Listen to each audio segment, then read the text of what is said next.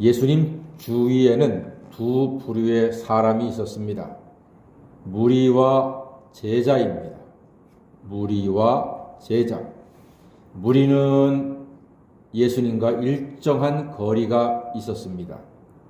그래서 무리는 예수님을 통해 오병이어의 기적을 통해 배불리 먹고서도 곧 예수를 비난하고 돌아서기도 했습니다. 하지만 제자는 늘 예수와 함께 하면서 오병이어와 예수님 기적의 전달자가 되었습니다.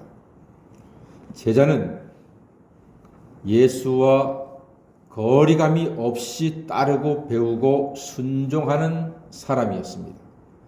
과연 그들은 어떤 사람들인가?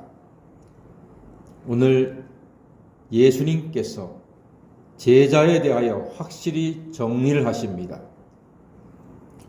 과연 나는 무리인가 제자인가? 오늘 말씀을 통해서 나 자신을 한번 돌아보기를 바랍니다. 무리를 넘어서 제자가 될 수 있는지 살펴보자는 말입니다. 먼저요, 제자는 미워해야 합니다. 미워해야지만 제자입니다. 예수님께서 사랑으로 오신 분인데 미워해야지 제자라니요? 그게 무슨 말입니까? 26절 말씀, 누가복음 14장 26절 다 같이 읽어보겠습니다. 시작. 무릇 내게 오는 자가 자기의 부모와 처자와 형제와 자매와 더욱이 자기 목숨까지 미워하지 아니하면 능히 내 제자가 되지 못하고 라고 말씀하셨습니다. 부모와 처자와 형제와 자매와 목숨까지도 미워해야지만 제자가 된다 하셨습니다. 아니 도대체 이게 무슨 말이에요? 하나님은 사랑하시고 예수님도 우리에게 사랑을 말씀하셨는데 미워하라니요? 이 말은요, 예수님보다는 덜 사랑하라는 말입니다. 즉 제자는 자신의 모든 것보다 예수님을, 예수의 말씀을 더 사랑하는 사람이라는 뜻입니다. 나를 위해서 십자가 고난을 받으신 예수님을 많이 사랑하시는 하나님의 자녀여, 그리스도의 제자가 되시기를 간절히 소망합니다. 둘째로, 자기 십자가를 지는 사람이 제자가 될 수 있습니다. 27절 말씀 다 같이 보겠습니다. 시작. 누구든지 자기 십자가를 지고 나를 따르지 않는 자도 능히 내 제자가 되지 못하리라 하셨습니다. 예, 자기 십자가를 지고 따라야지만 제자입니다. 신앙의 길에는 자기가 져야 할 십자가가 있습니다. 아니, 많습니다. 예를 들어서 예배 드리고 기도하고 봉사하고 또 용서도 하고 전도도 하고 내가 희생하고 또 순종하고 하나님의 영광을 우선 나타내는 것, 이와 같은 모든 것이 십자가를 지는 것입니다. 이와 같은 십자가를 질 때 제자라 할 수 있습니다.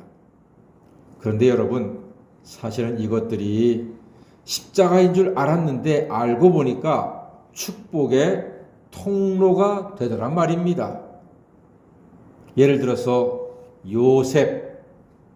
요셉은 자기를 미워하는 형들 때문에 간신히 목숨을 부지해서 애굽의 노예로 팔렸습니다.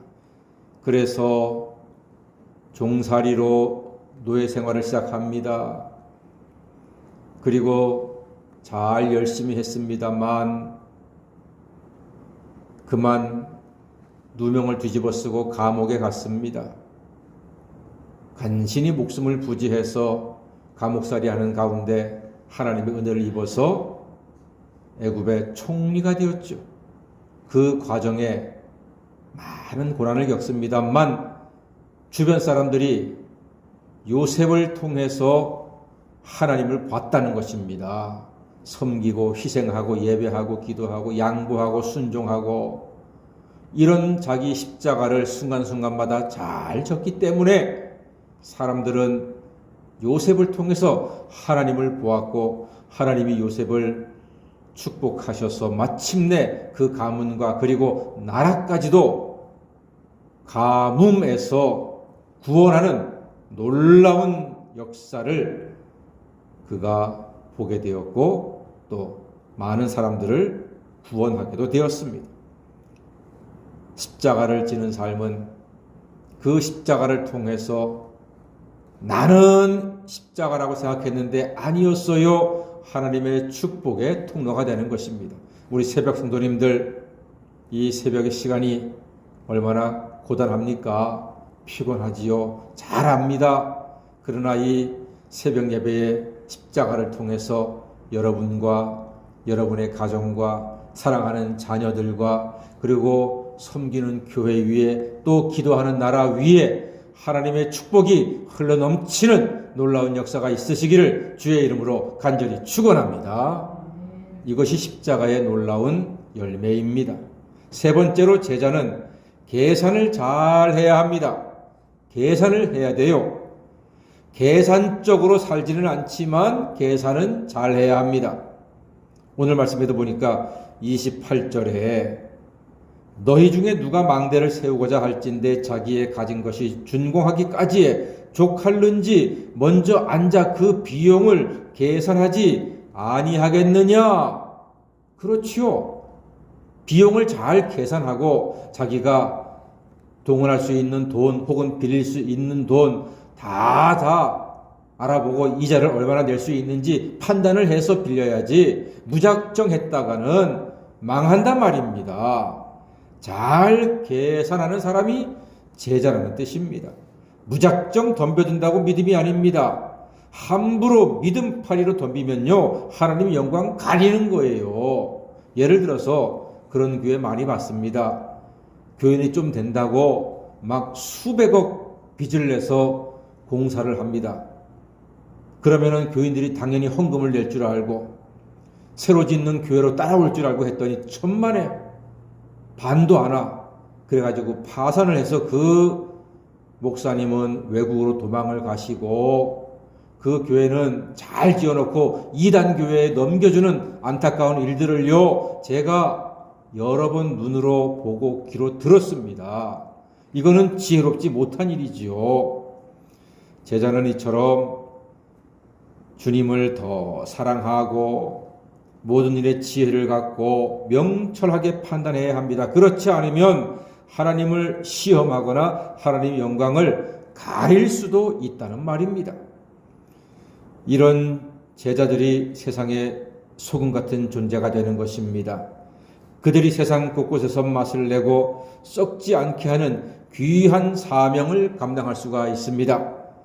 새벽성도 사랑하는 여러분들, 우리 한 사람 한 사람이 무리를 넘어 제자로서 주님을 기쁘게 해드리고 하나님 영광을 나타내는 우리 모두가 되시기를 주의 이름으로 간절히 축원합니다. 아멘. 기도하겠습니다.